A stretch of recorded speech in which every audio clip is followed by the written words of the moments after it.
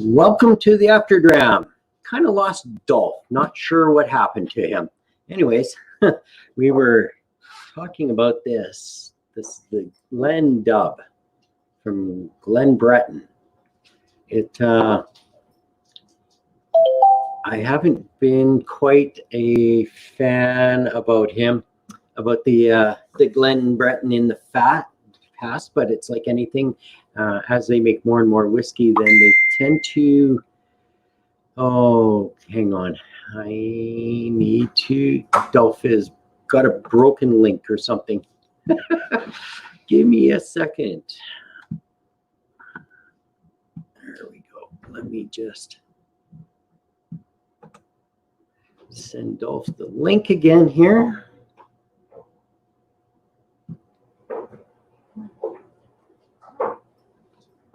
And we'll see if we can get him on with us here. Oops. Okay, let's see where we are. Okay, anyways. See if he can get it. Sorry? Yeah, that's fine. Thanks. See how he's making out.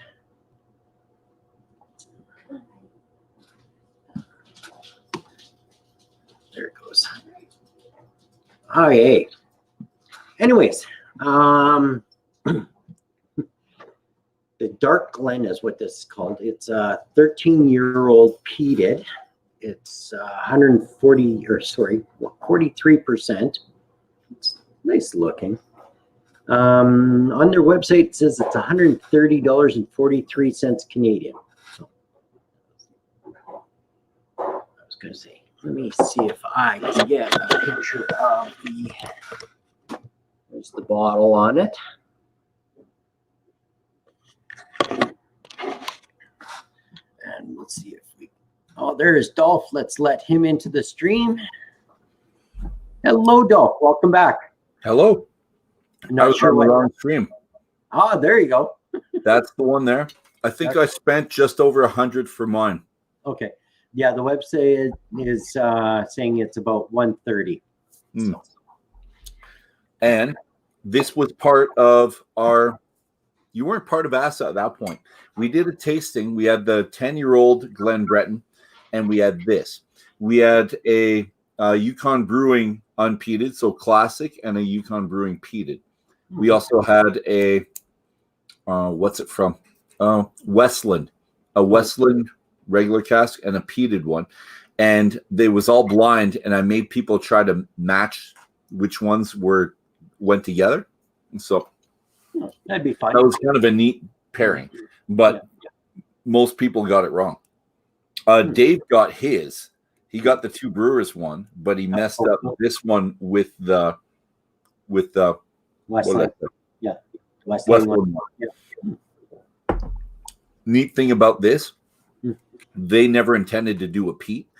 They ordered peat from their malter in Saskatchewan, got a peated round back, and didn't want to send it back and decided just to brew it then. And since then, it went over really well. So since then, they've been doing it. So they get their peat from Saskatchewan. Yay, Saskatchewan. Who knew Saskatchewan had peatable stuff, but they do. No, so, Alberta does too.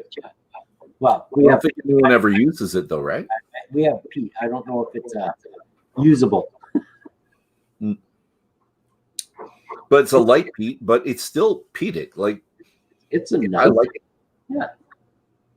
And I don't know if I'd call it. It's more in the medicinal side, I think, than the heather side, but still. Yeah. Yeah, it's not that bog kind of peat. No, we don't have what it takes to make that type of thing here, but it's good. I need to adjust my camera because the wife was saying I can't see the Yukon Brewing sign. Oh, there it is. There it is. All right. Although mine on the nose, it's like it's bright and fresh, so the alcohol kind of comes up and wakes up the nose, but it tastes a little bit musky too.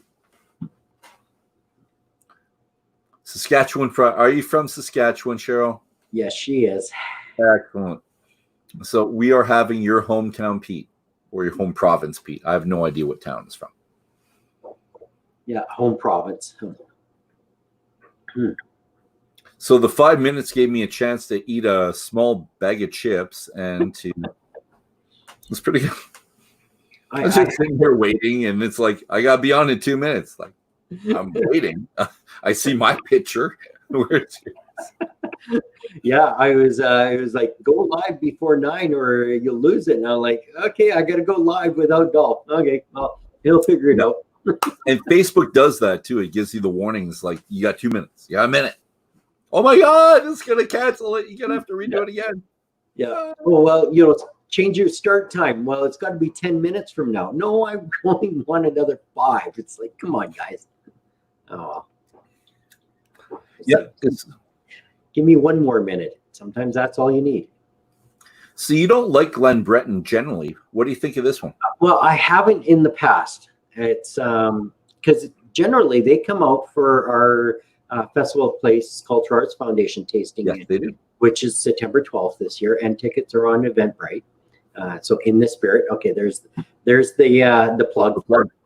Yeah, and all the money goes to the children's arts groups and stuff like that. So we do a lot of neat things for school kids and stuff like that. Right down, busing them into the art gallery. That was a big thing. We had 26 school divisions come into the art gallery that wouldn't have been able to because they couldn't afford the buses, right? That was just one small thing we did last year, right? So, anyways, there's the plug for our tasting coming up. And it's important because we don't think of Sherwood Park or St. Albert being subsidiaries of Edmonton as being poor in the slightest. Yeah, and it's not that poor, but there's no budget for a lot of these things, especially in the art and entertainment. We give bursaries so that people that are studying to go on with their music or dance and stuff, we give out, a pile of bursaries every year for that. And sometimes, a lot of times it's, group is going off to do a competition and they need uniforms. They can't afford, they're fundraising, and we'll give them money for that and all kinds of different things. But anyways, as for the Glen Breton, they support us every year. Or have every year. I haven't heard from them yet this year, but COVID's kind of been a different critter. So some things are a little bit behind, and some things are on track. And we have enough people right now that we could go ahead with it September 12th. If we get more vendors coming in, perfect. If we don't, it's not a big deal. So I'm just looking up here live comments. Let's click on that. I think on this program, you should be able to, like you guys, when you're on the Whiskey Book Club, comment from here as opposed to going on to a different. I can do it live. You can, and that's the great thing about being the host. You have all the power, but to comment, welcome. Yep. And happy Canada Day. Oh yes. Okay. And I'm Dolph I'm the president of the Alberta Scotch Society and the founder of the Whiskey Book Club, and not much else. Not much else. Resident whiskey drinker. Yes. What resident online? My co-host. And next week, maybe not. Next week, my wife has time off, and I might do the trail, this one. Ooh. I might go down and do it. I might record some stuff and see what it looks like down there. Maybe we have to do a live from your whiskey trail next week. Yes. If I he's like, I don't know. That'd be fun, but it's there. I'm wondering what the Wi-Fi is at these places like outside, because I'm in the motorhome. Yeah. And we're going to another province, so we got to be kind of under. We got to kind of blend in a little bit. Yeah. What's your data plan on your cell phone like? Oh, mine's horrible. I do a pay-as-you-go, and I have a certain amount. And Laura's fine because she can do work because she's unlimited with what she does, and they pay for everything she needs to, so that they're always connected. And she's paid to always be connected. Whereas I'm a teacher, I'm not paid to be connected right now. I'm paid to go away. Like, go. That summer, go. Because next year is going to be rough for you. You will go enjoy your summer. That was the kind of message I was getting. Like, go out there, because who knows what's going to happen in September. Be ready for whatever we throw at you. So be rested. So. Oh, see, that would be fun to go. I wanted to do that whiskey trail ever since it came up at a book club last week. So I did want to start in Vancouver because in my mind, so business plans, I was thinking in my mind, I always think of my business plans, what I do, that there would be a whiskey trail, but there'd be 3 different parts. And although they have Vancouver and they have Vancouver Island and they have the interior, me, in my mind, Vancouver and Vancouver Island's like a 3-day thing. Yeah. In my mind. So you have your RVs that go to one place and to the other place, and you're together. Or actually, no, while you're in Vancouver, there's no RVs. You go to Victoria, maybe RVs, and you go into the interior. Or you do everything there, and then you go into the interior with RVs. Or you take a bus to the interior, and then you start with the RVs. And there's kind of the northern, well, not South Okanagan, but northern Okanagan. So up in Kelowna is really, because there's Kelowna North, there's a big pocket of them, and this one. So I would have 3 in a summer. As a teacher, I'm thinking, what could I do to drink whiskey, have fun? And I've already talked to a lot of these people, so it would be kind of cool if I had this tour. So I do that one tour for a week, a second tour down below here for another week, and a third one up top. And then people would come in if they want to do all 3 good, or one of them, or 2 of them. And that would be essentially my summer. There you go. Twice. I do it twice. It gives me 6 weeks. All next week off then, if you're going to Vancouver? I think so. And it's our anniversary. Oh, double whammy. Nice. So it all comes together in there. So it's good. I think it'd be really, really good. And we'll see. And we talked to Douglas last week, and talked to Steve Lee, and hopefully that's kind of my starting point and branching off from there, and doing little videos and little pictures from all of them, and kind of compiling something to put on here to show what a Southern or South Okanagan Distillery Trail, but I wouldn't call it that. I'd call it the South, I don't know, Canadian, South BC Canadian. I don't know. I'd have to come up with a name that incorporates what we do into it. But Canadian, South BC Canadian whiskey. No, South BC Canadian. BC Canada South Trail. I don't know. Well, we need the Canadian whiskey journey in there, because that's what we call it. So I don't know how to make it sound good with Canadian whiskey journey. Canadian whiskey journey.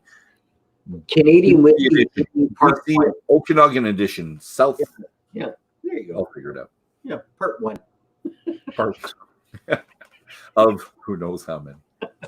I was doing that today on Facebook. I was going back, changing all the names, so everything kind of looks the exact same. So book 1, episode 1, book 1, episode 2.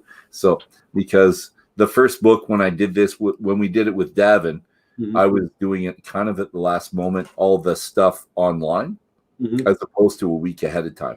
And you can only do a week ahead of time because Facebook only lets you do it a week ahead of time. So I was doing it usually on Saturday and rushing through it. And the wording wasn't exactly the same. And you want it to look the same for people when they come back. It looks more professional, right? But, oh, you mean kind of like my links that I sent out today or this afternoon for tonight? I was like, nobody's going to watch this because they're not going to see the links in time. So, oh, well. It'll be here forever.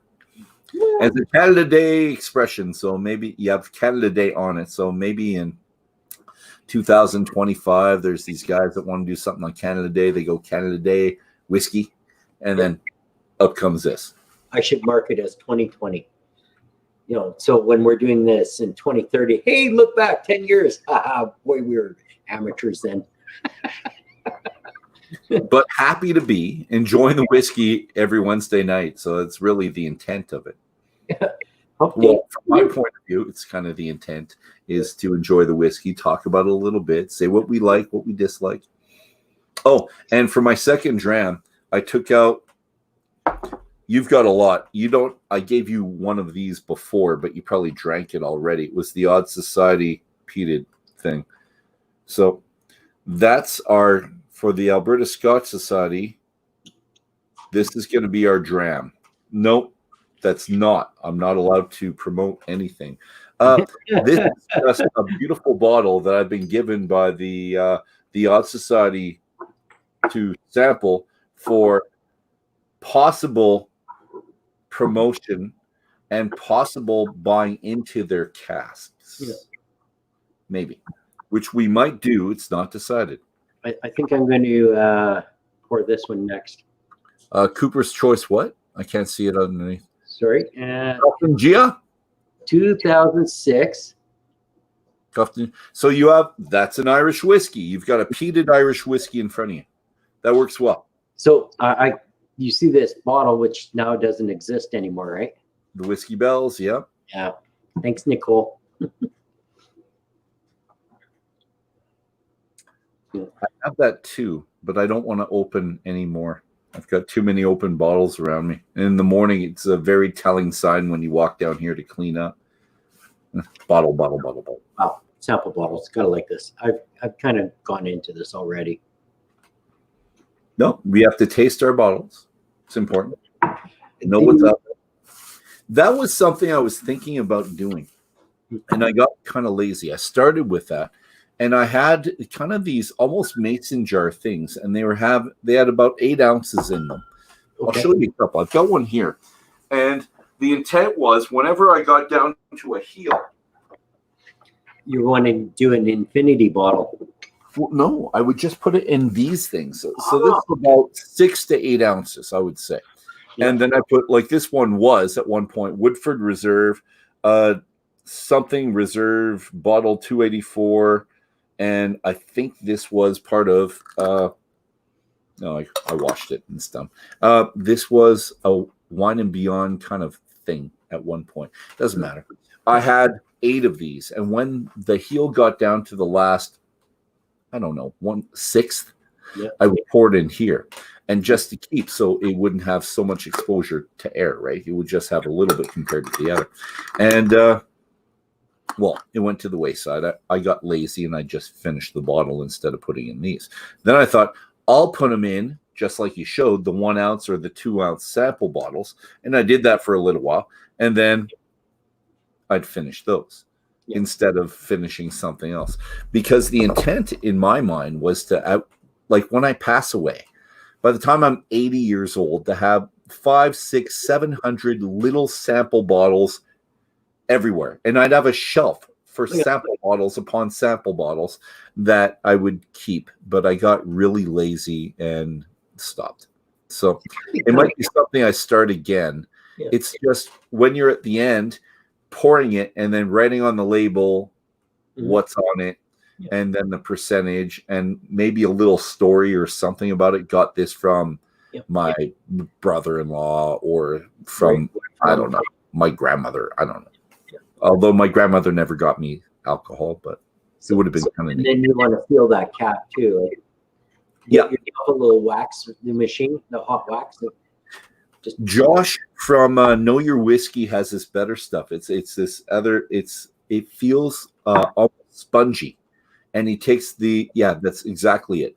And then he air dries it, not air dries it, but the hair dryer, and melts it. Sure. So. And I should buy that because it's a great idea.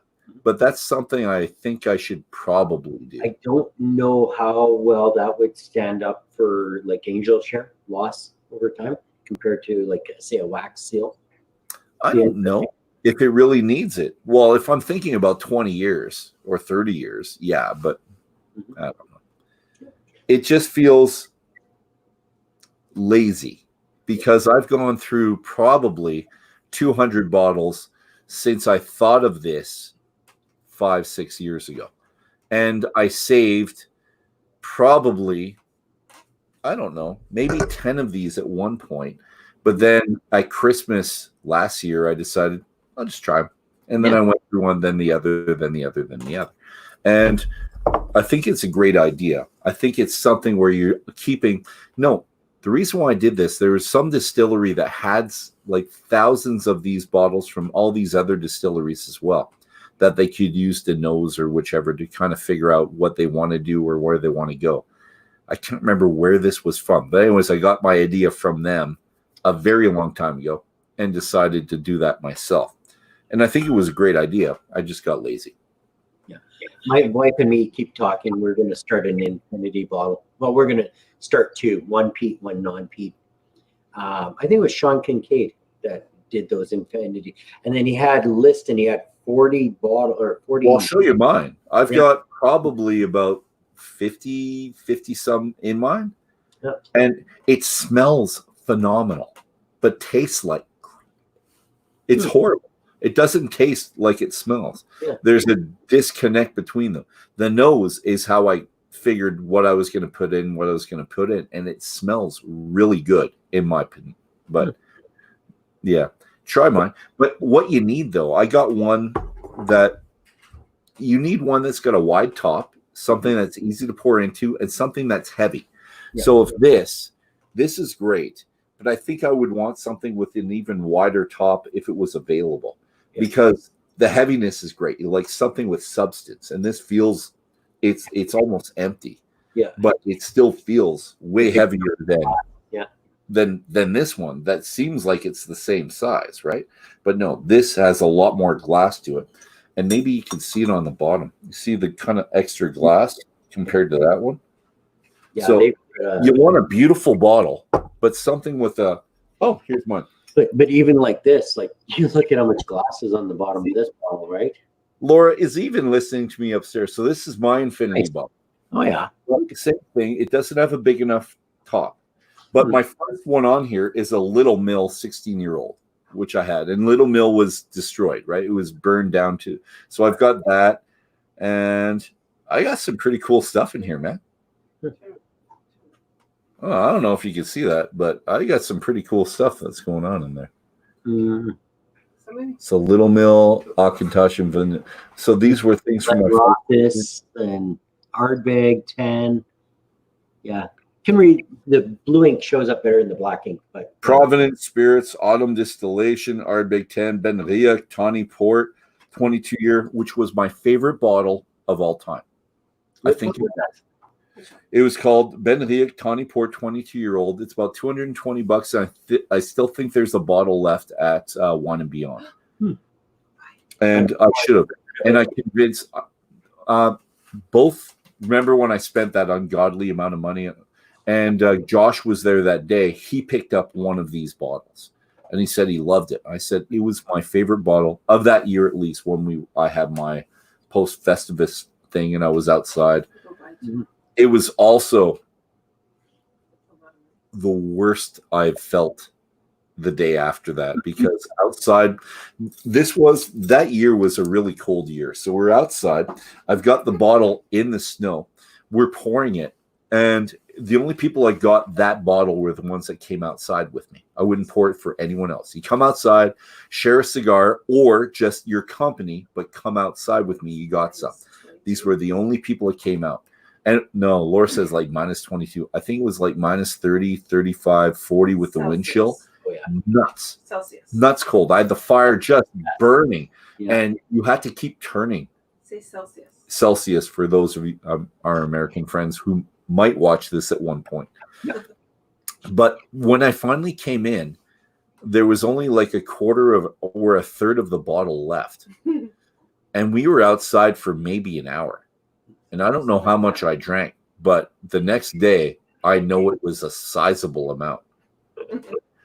Wow.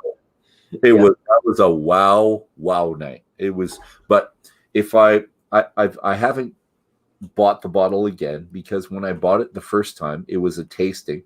It was on sale. And then because when we go to Wine and Beyond, you get 10% off. I made them give me another 10% off this bottle. And I spent something like $140 for this bottle, which is now $220. And I had a hard time buying it again, but it was one of the best bottles I'd had. So Ben Riach Tawny Port, 22-year-old. Really, really good. Interesting. So you never have it, and you're okay with losing the 220 because I've been sitting on sale since then.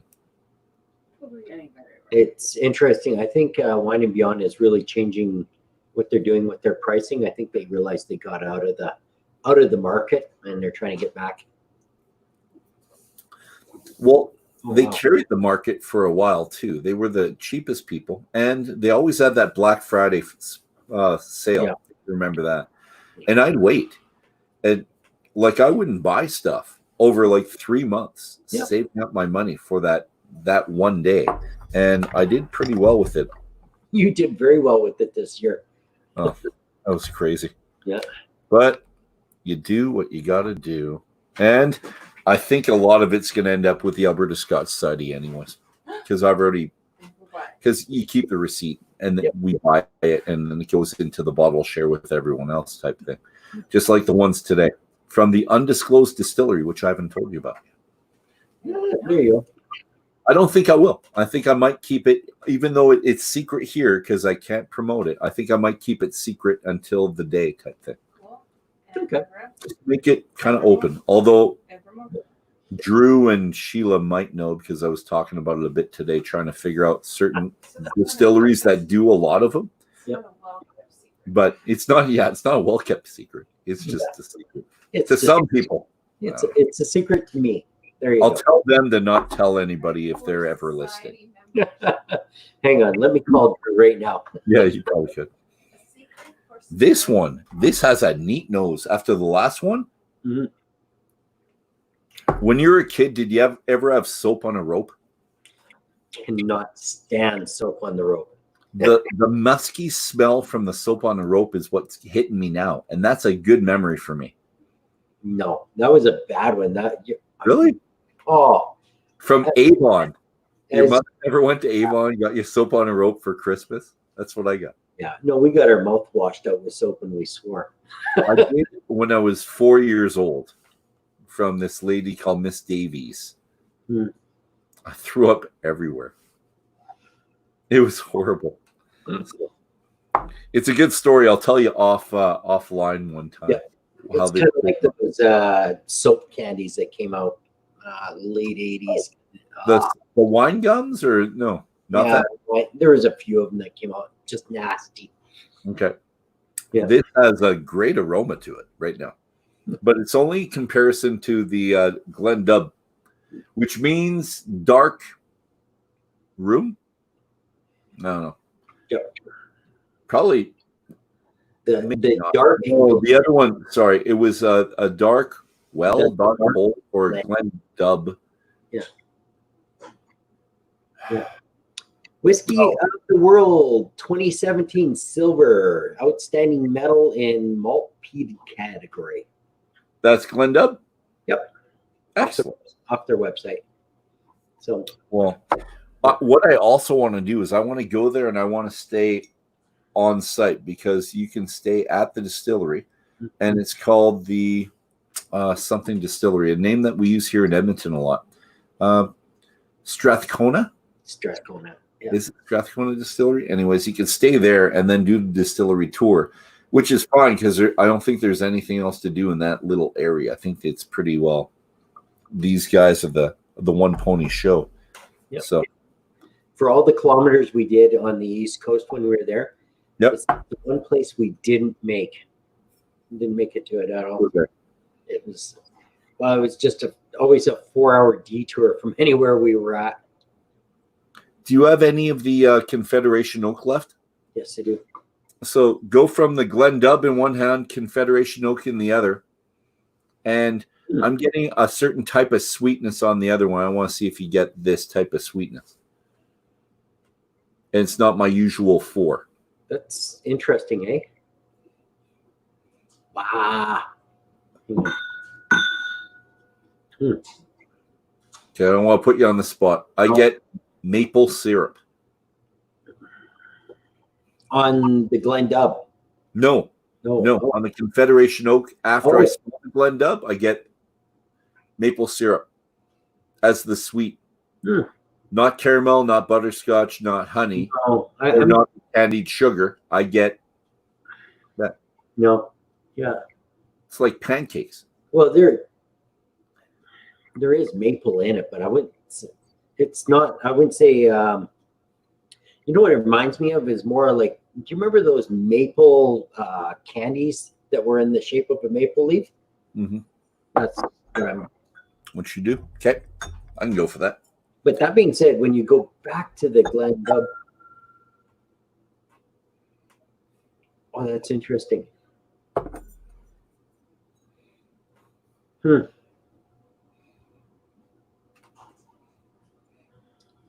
See, the Wiser's 150 doesn't smell any different to me, which is odd because it usually gets a lot sweeter after the peat to the non-peat. Yeah, but it's not making a difference. But I'm getting a lot of apple on the Glen Dub when I come back from the Confederation oak. Well, I got that on the palate. Like green apple, right on the nose. Okay. I can't smell it, but on the palate I had apple.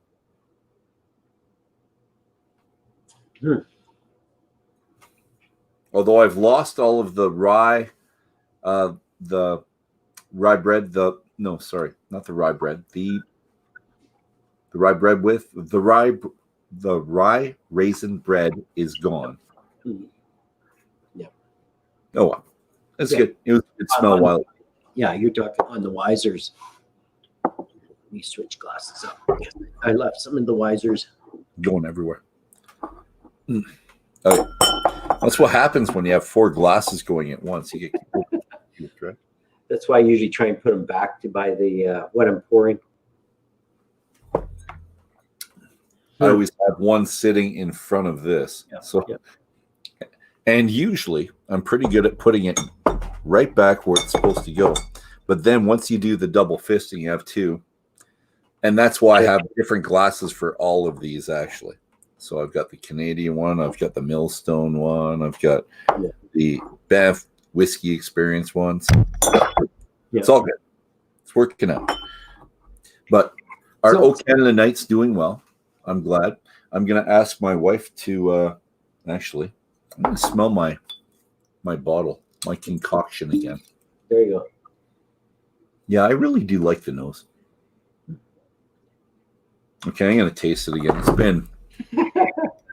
So when I'm going from the Glen Dub to the Wiser's 150, I'm getting there's something on the nose and I can't place it. On which one? On the 150. On the 150? Well, I just finished that with water, so okay. I'm out. But actually, no, my comment with that was I couldn't taste anything. No, I couldn't smell anything different. Going from the Glen Dub to that, it didn't change the initial impression, which it usually does. Like cardboard. Wet cardboard? Yeah. I gotta tell you, if this tasted like it smells, I've made something that would be like a pretty good seller. Yeah. Just a hint of smoke, just a hint of peat, a sweetness, a little bit of pear apple. Mm-hmm. It's just, and then you go to, it's like,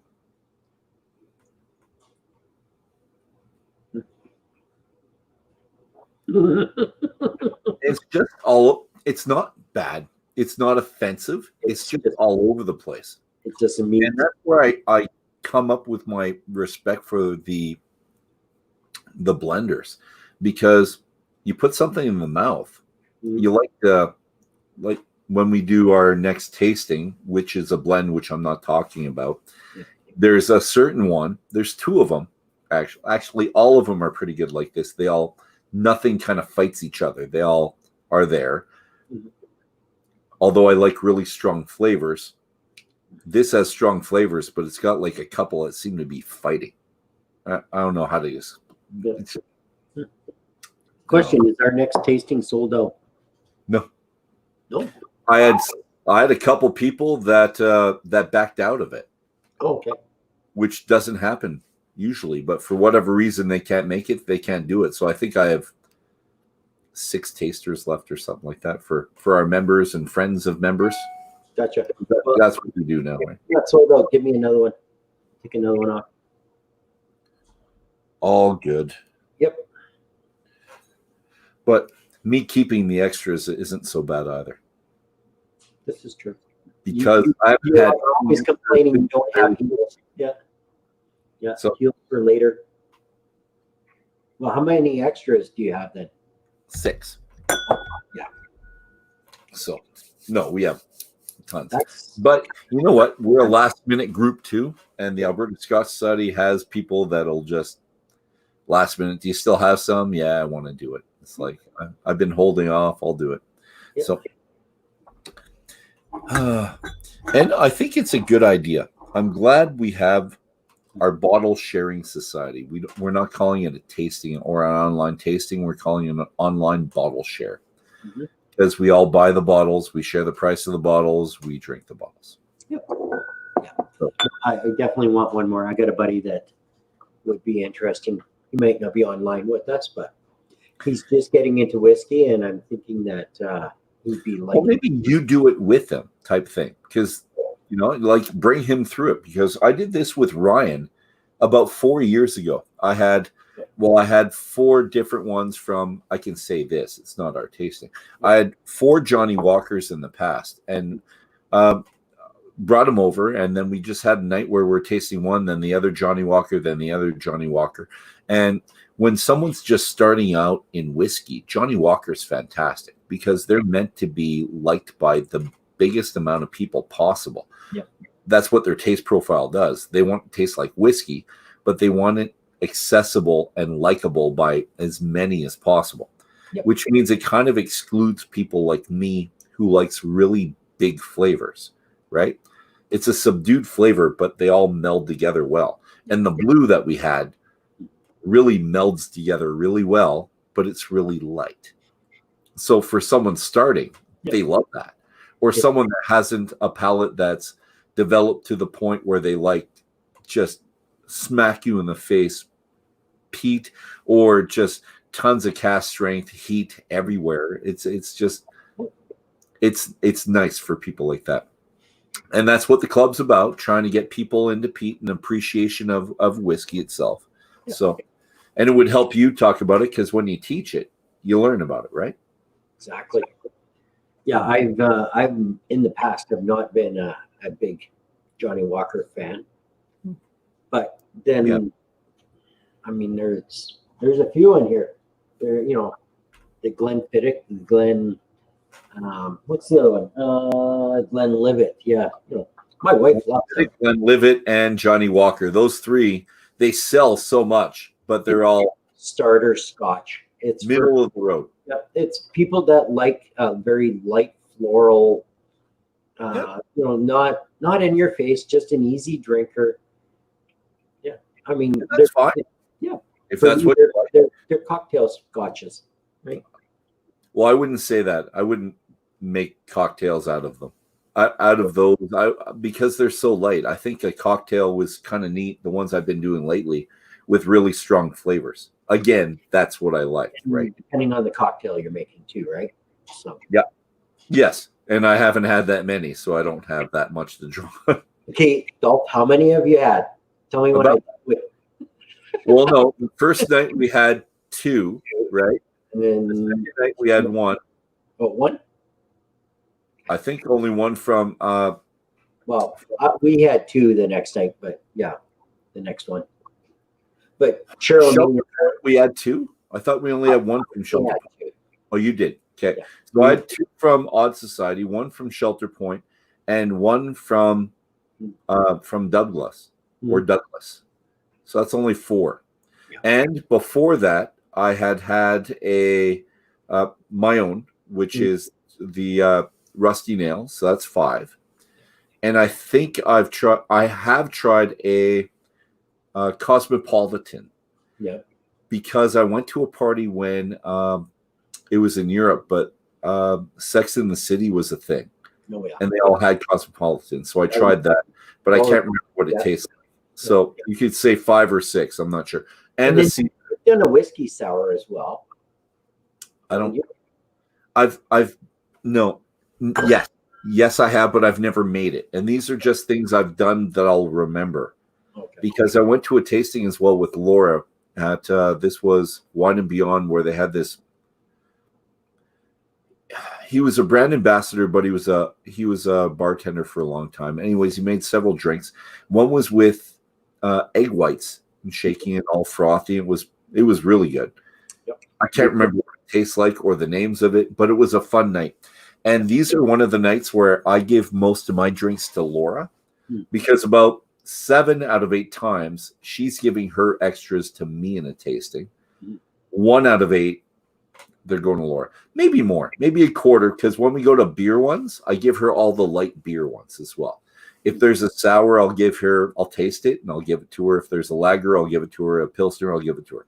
So this was one of the quarter that she got a lot of the drink. I tasted it, gave it to Laura.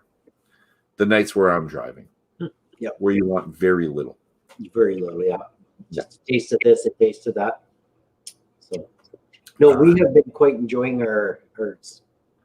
all our cocktails lately, and I actually created my own the other day. That's the one I put on Instagram. Yes. Why don't you say it? It's the whiskey ass surprise. I didn't know what to name it. It was just a surprise. It was like, what's it again? So, well, that was a little bit of a complex one. In Dolph's world, that was an extremely complex one to make. It's got more than 3 steps. It's complex. Well, it's almost got 3 steps in just doing the rim of the glass. That's enough. I can do lemon juice and sugar or salt. Okay. So we did lemon juice. So half an ounce lemon juice with a half ounce of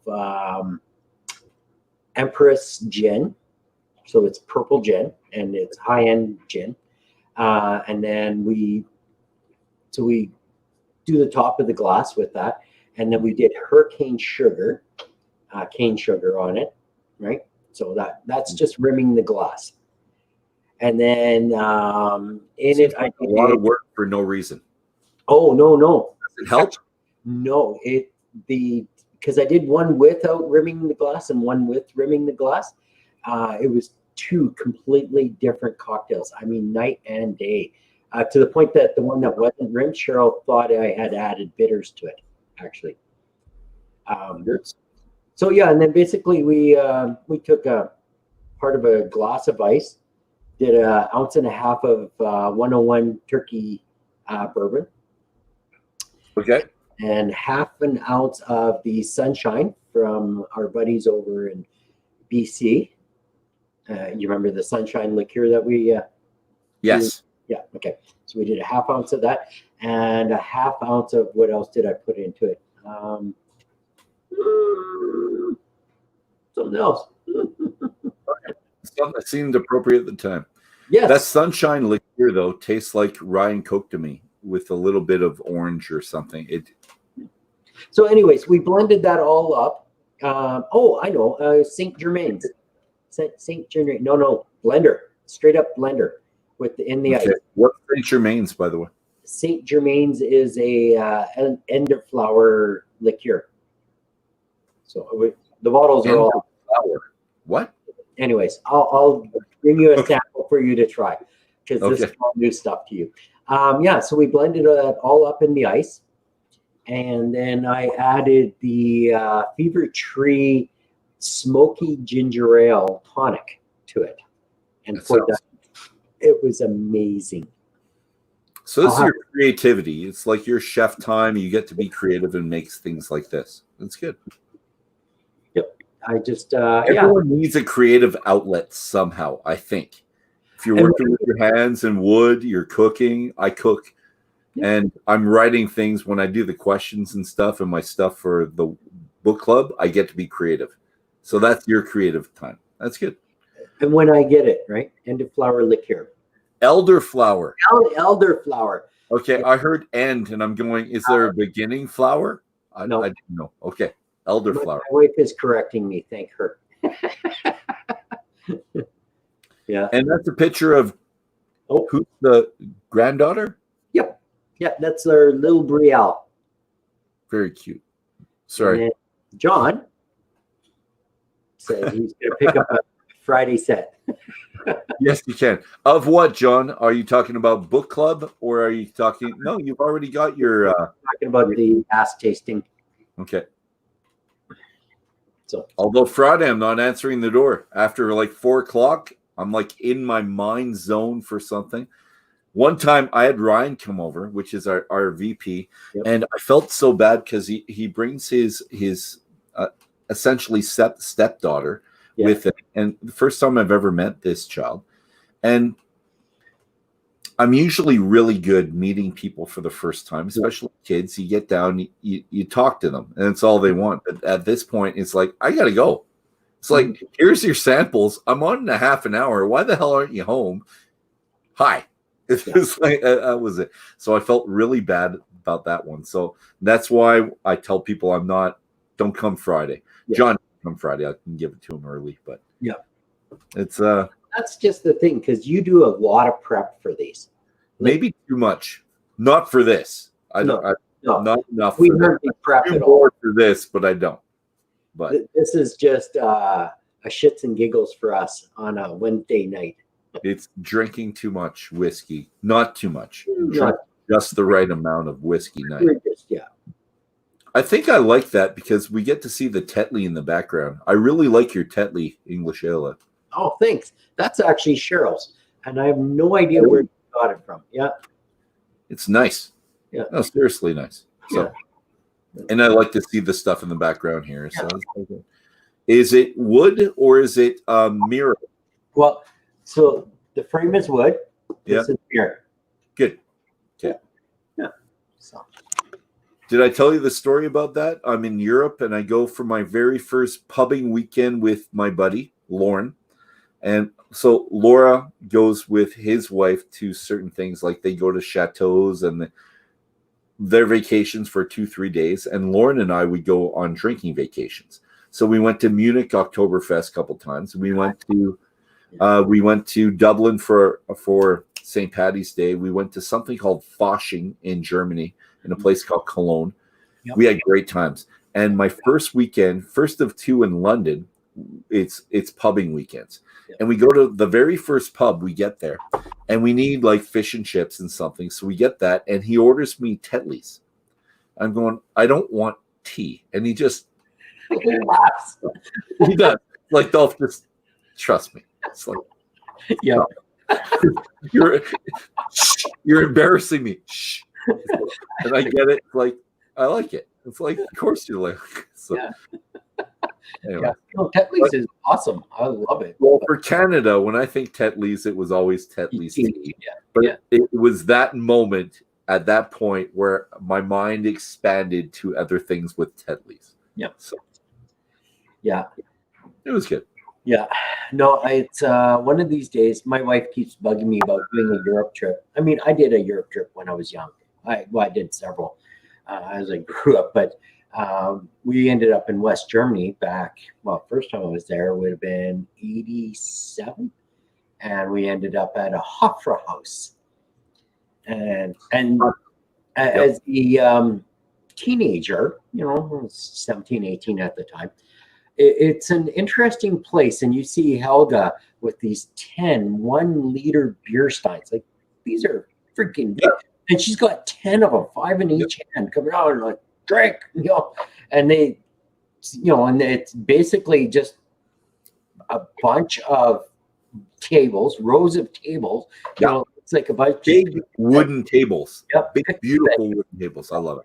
Yeah, picnic benches, and and then if you drink too much, there's a spot right behind you. There's troughs to go and lose your. Munich was like that too, and I really appreciated it. It was my first time there. I'll tell you the big story one time, but the tent I went to the first time was Paul Anner tent, and again, about 10,000 people in a tent. Wouldn't go right now whatsoever, but at the time, really, really fun. I'll tell you how I got a seat in a personal conversation later, but we're in there, and this lady does come around, but they come around once an hour. And if you miss it, you're not getting another drink for 2 hours. Yep. So you have to order every hour, but that means you're drinking a liter an hour. And the tent, I think, open up at 8 and start pouring at 9. Yeah.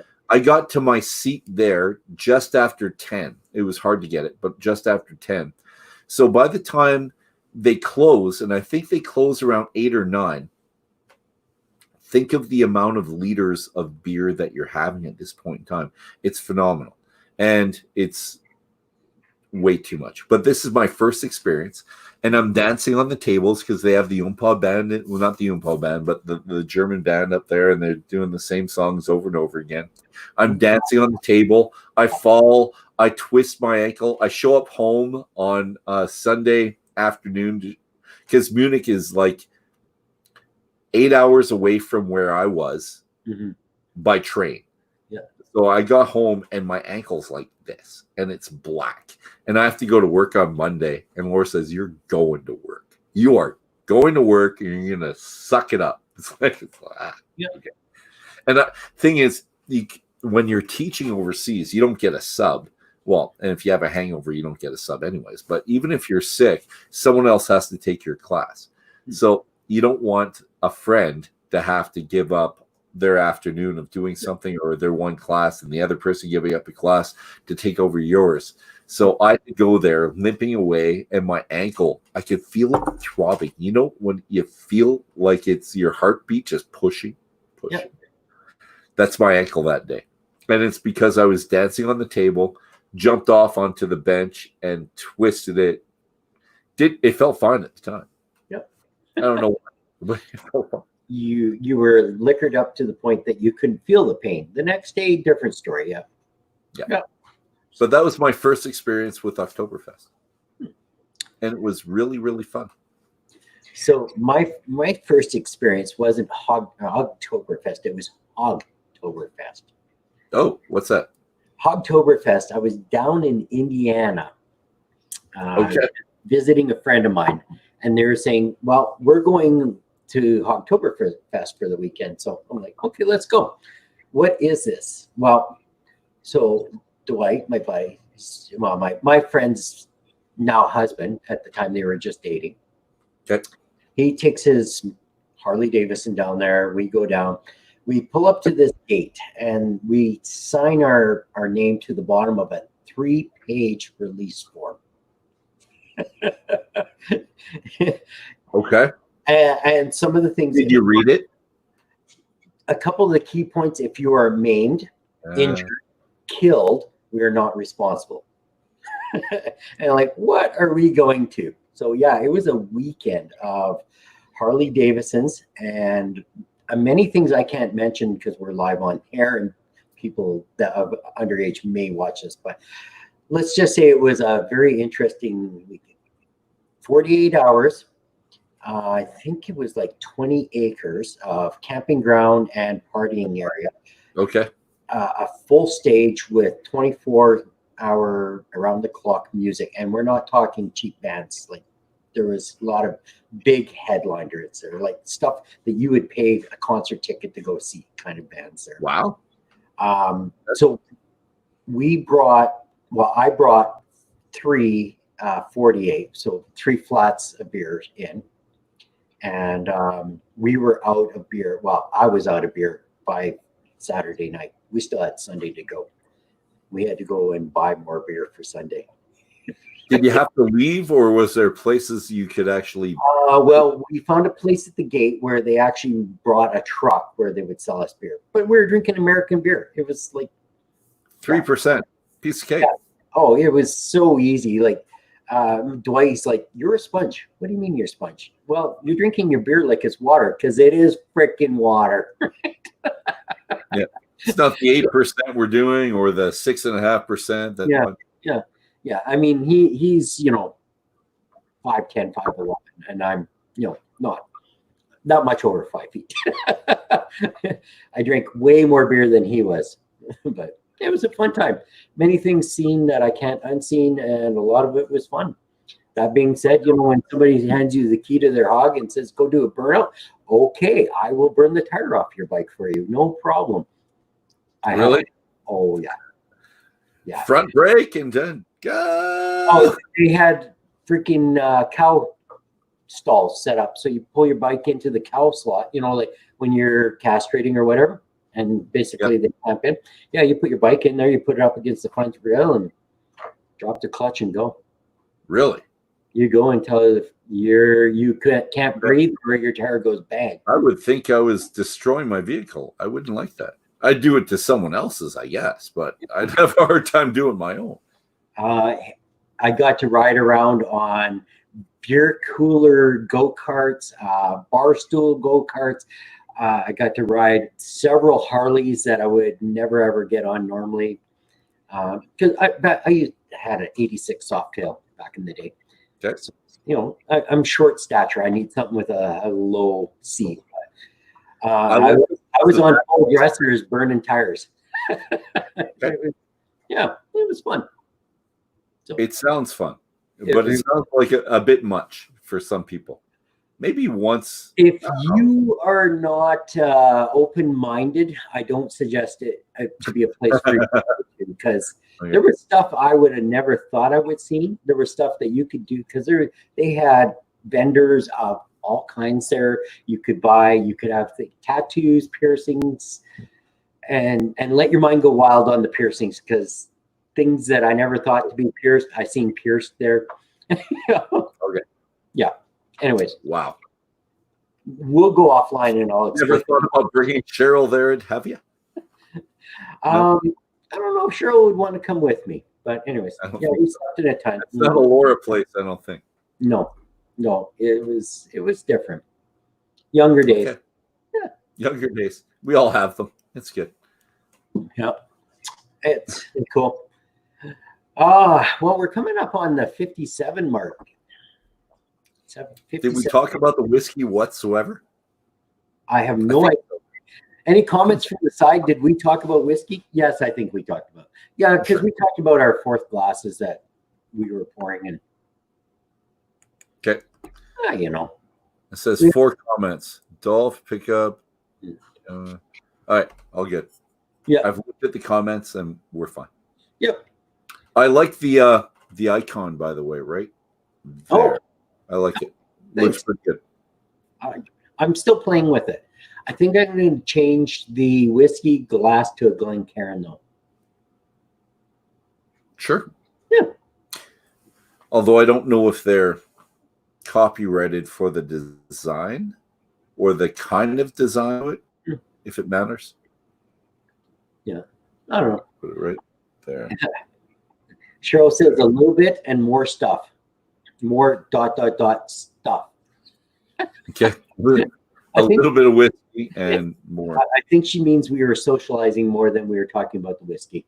It's the afternoon. Well, sometimes it's all about the socialization. It's just having fun. It's just talking. It's just being a social animal, which is what we are, which is why this is a little bit hard being in this COVID thing. Mm-hmm. Tell you one thing, I went down White Ave on, was it yesterday? Yeah, you were telling me about that, and it was kind of weird. Depressing and weird. Yeah. And it felt like the States because we went down to the States and we went to a couple small towns in Spokane.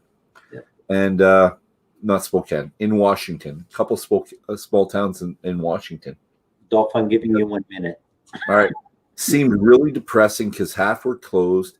And the people you saw were usually vagrants. There were people living on the street and stuff.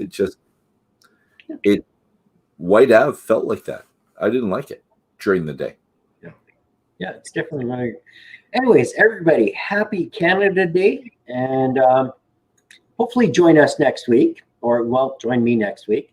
Hopefully we can get Dolph on the road next week. That'd be kind of fun too, as he's going through some distilleries or something.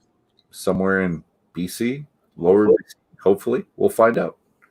Have a good night. Ciao, everybody. Cheers.